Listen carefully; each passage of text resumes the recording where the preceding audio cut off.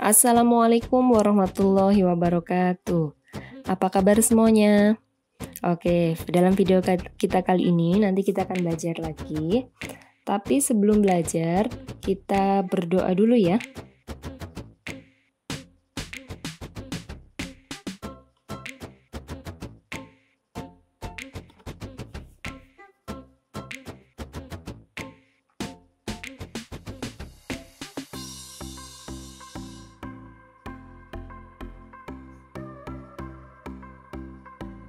Oke, dalam video kita kali ini nanti kita akan belajar tentang hukum Archimedes. Sebelumnya Usani tanya, ada yang sudah pernah belajar tentang ini? Atau ada yang sudah membaca di buku? Ya, oke, karena kalian sudah ada beberapa yang membaca di buku, kita ulangi lagi ya. Sebelum kita belajar tentang hukum Archimedes, ada baiknya kita kenalan dulu dengan sosoknya. Ini dia gambarnya kakek Archimedes. Beliau itu hidup sekitar tahun 287 hingga 212 sebelum Masehi. Kakek Archimedes ini sebetulnya berawal dari perintah Raja Hieron II ketika beliau menemukan hukum Archimedes. Raja Hieron II ini merasa curiga dengan mahkota yang dimilikinya. Apakah terbuat dari emas murni atau ada campurannya? Kemudian beliau menunjuk Archimedes untuk mencari tahu jawabannya. Archimedes berpikir sangat keras hingga ketika dia itu merasa frustasi, beliau pergi ke kolam pemandian umum. Kemudian menceburkan dirinya dalam bak mandi. Tiba-tiba ada air yang tumpah dari bak mandi itu. Nah, kemudian beliau berpikir, loh, kok air yang tumpah ini sebanding ya dengan berat badanku? Nah, ketika itu beliau pun seketika menyadari kalau efek tersebut bisa digunakan untuk menghitung volume dan massa mahkota raja. Sehingga beliau tanpa sadar kemudian bangun dari bak mandi sambil berteriak menuju ke rumah mencari istrinya, "Eureka!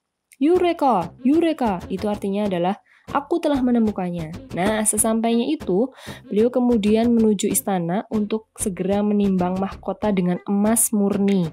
Nah, seharusnya ketika itu mahkotanya emas murni adalah air yang tumpahnya sama. Ternyata dari kedua wadah itu air yang tumpah berbeda, sehingga itu diketahui bahwa mahkotanya tidak murni dan tukang pembuatnya diberi hukuman.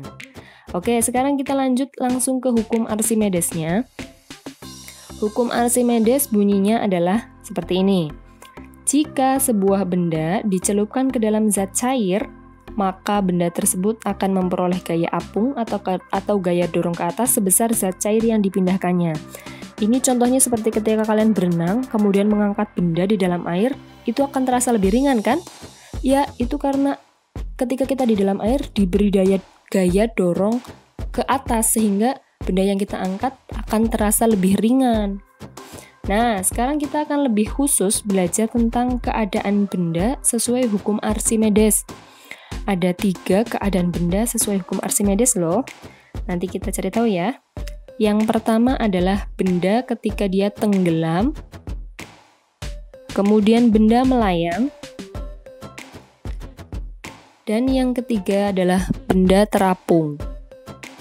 Nah, sebelum kita tahu tentang keadaan benda ini, kita cari tahu dulu istilah penting yang nanti akan Usani gunakan. Kalian harus mengerti dulu sehingga nanti kalau Usani ucapkan kalian sudah memahami artinya.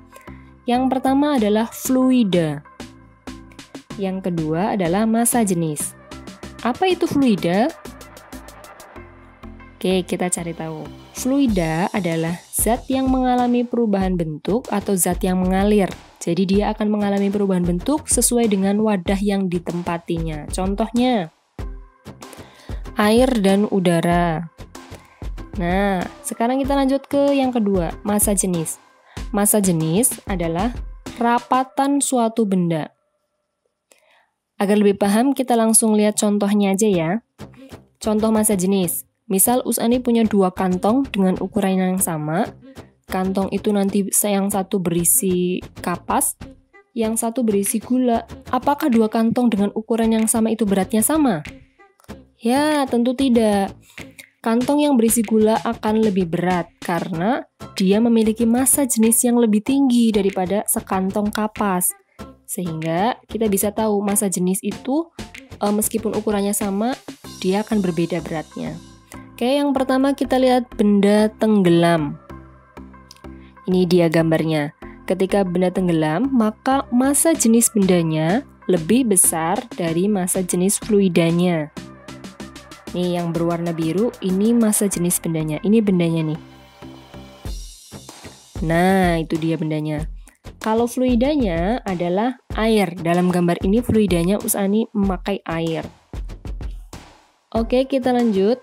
Untuk posisi atau keadaan benda yang kedua adalah melayang. Nah, ketika benda melayang, maka posisinya seperti ini nih, seperti yang ada di dalam gambar. Maka ketika melayang, massa jenis bendanya dibandingkan dengan massa jenis fluidanya adalah betul, sama dengan. Ketika benda melayang, massa jenisnya, benda dan fluida itu sama. Ini massa jenis bendanya. Nah, kita fluidanya juga masih memakai air. Oke, kita lanjut. Keadaan benda yang ketiga adalah benda terapung. Ini dia benda terapung. Nah, ketika benda terapung, dia itu bendanya berada di atas air sebagian atau seluruhnya di atas air. Kalau yang dalam gambar ini sebagian di atas air, sebagian ada di air. Ini adalah massa jenis bendanya lebih kecil dari massa jenis fluidanya. Ini bendanya yang biru, kemudian fluidanya kita masih memakai air juga. Nah, gimana? Mudah? Oke, kita rangkum dulu ya keadaan benda menurut hukum Archimedes. Yang pertama, benda tenggelam. Lihat, posisinya seperti ini, bendanya ada di bawah. Kemudian yang kedua, benda melayang. Kalau melayang, bendanya ada di tengah-tengah. Yang ketiga, benda terapung. Kalau terapung, bendanya ada di atas air. Ada yang di atas air seluruhnya, ada yang di atas air sebagian. Oke, ketika benda tenggelam, maka massa jenis benda lebih besar dari massa jenis fluidanya. Kemudian kalau benda melayang, gimana tadi? Yaps, betul. Massa jenis bendanya sama dengan massa jenis fluidanya. Oke, kita lanjut benda yang ketiga, terapung. Gimana perbandingannya massa jenis benda dan fluidanya? Ya, betul. Massa jenis benda lebih kecil dari massa jenis fluidanya. Oke, dari ketiga posisi benda menurut hukum Archimedes, ternyata ini bisa dipakai dalam kehidupan sehari-hari, seperti contoh berikut ini. Yang pertama itu, hukum Archimedes dipakai untuk membuat kapal selam. Kapal selam itu dia bisa dalam kondisi melayang ketika beroperasi, sehingga massa jenis benda atau massa jenis kapal selam dengan massa jenis airnya itu sama. Wow. Kemudian yang kedua adalah balon udara. Seperti yang tadi Usani sudah contohkan bahwa fluida itu tidak hanya air ya, udara juga bisa bersifat bisa dikatakan fluida. Pada kondisi ini udara dalam balon itu bendanya, kemudian udara yang di luar balon itu adalah fluidanya. Wow. Contoh yang ketiga adalah keran otomatis. Keran otomatis itu memiliki seperti bola udara yang berisi udara. Dia akan terangkat ke atas seiring dengan airnya yang naik, sehingga dia akan menutup katup kerannya ketika sudah penuh. Dan yang keempat adalah jembatan ponton. Jembatan ponton ini berfungsi seperti dermaga. Dia dibentangkan di lepas pantai.